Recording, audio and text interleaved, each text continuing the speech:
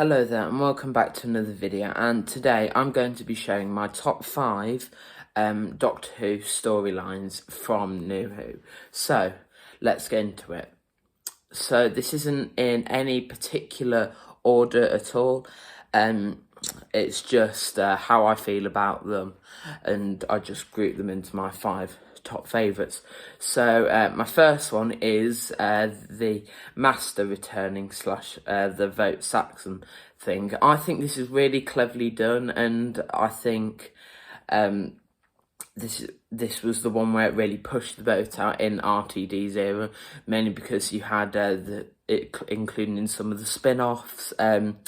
In the Torchwood episode in Series 1, Captain Jack Harkness, you see Vote Saxon posters outside the dance hall place, and you hear them mentioning throughout Series 2 the name Harold Saxon in like radio broadcasts in the background, and I believe Yanto mentions it in at one point, and you also see Vote Saxon posters around in the Sarah Jane Adventures, which I believe, I'm not too sure on that one, but yeah, I think this one's one where it probably feels like a storyline, including all 3 spin-offs in culminating in one storyline, and I think that's the one where, like I said before, RTD probably pushes the boat out.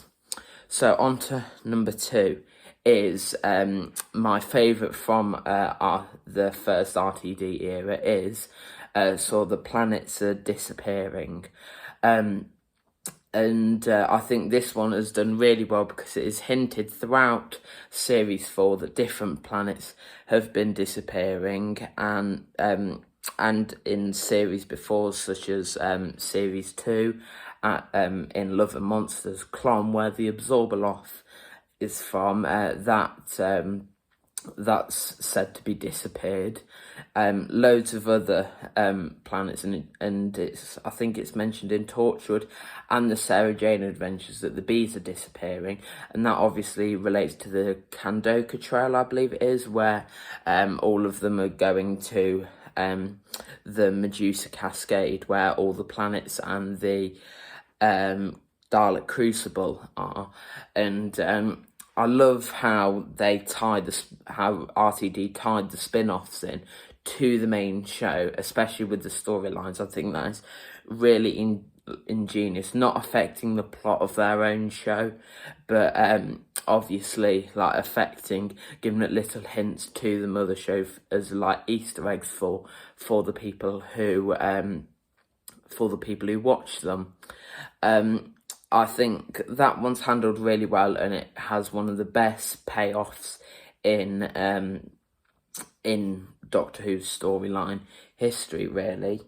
So on to number 3, and this one's probably my favourite out of every storyline they've done, and that is the Cracks in Time. I think Series 5 was definitely a challenge for Stephen Moffat, Matt Smith, and the whole of the production team, because they were replacing Russell T Davies as the showrunner, and they were also replacing David Tennant as the Doctor, and they sort of really had to do some experimental but good to secure the 6th and then 7th and then all the rest of the season since. So I think this one was handled really well, and this was when I properly started religiously watching Doctor Who week in, week out, spotting each crack at the end of sometimes halfway through the episode, and it was just like a wild time trying to figure out what do all these cracks mean. And then it has probably one of the best Doctor Who finales ever, in my opinion. How it pays off the plot, and not only does it not answer every question, but it sort of leads to sort of a wider arc as like the 11th Doctor's arc with like the Silence, the Pandorica, Trenzalore. I think that whole 11th Doctor arc is set up really well, and Moffat doesn't get enough credit. Yes, it took a long time to get there, but most of the questions were answered in the end, and I think Moffat did really well on that one. And it also leads to one of the timey-wimey's, if that's even a word, finales ever. And I love those finales where things are getting complicated and you have to watch it more than one time to figure out every element. I love those episodes. So, number 4, and this one may be a bit of a controversial one, but it's The Timeless Child. I really liked how they hinted at this back in Series 11 in the Ghost Monument, with those sort of bandage fly things on Planet Desolation, saying your life is built on the lie of the timeless child. I think that was amazingly hinted at as just a throwaway line.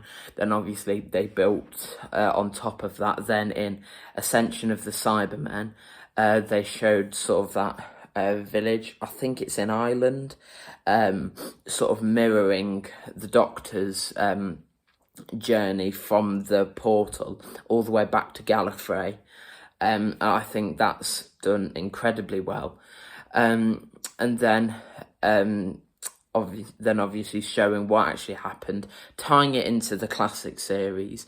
I think it's done really well, and I think not enough people appreciate it. And it's sad we haven't got all of the answers, and maybe Chris Chibnall was waiting for someone to pick up the storyline, but unfortunately I don't think RTD, or maybe the showrunner after him, will sadly pick it up. And then finally, my last storyline is the storyline for Series 6, and where Who kills the Doctor, and saw them going at the end point for the 11th Doctor, and then jumping back, I think it's like 200 years before the death of the Doctor. I lost my train of thought there, sorry about that. And then going through all the adventures, then in the finale, the Wedding of River Song, jumping all the way back to the end and discovering who actually killed the Doctor. I think that mystery, I remember it being really wild and being absolutely gobsmacked when the 11th Doctor started regenerating. Then a few moments later we saw him in that cafe. That just blew my mind as like a 6 or 7 year old child. I thought that was really, really good. And yeah, I just think Moffat's storylines, most of them, are actually really good.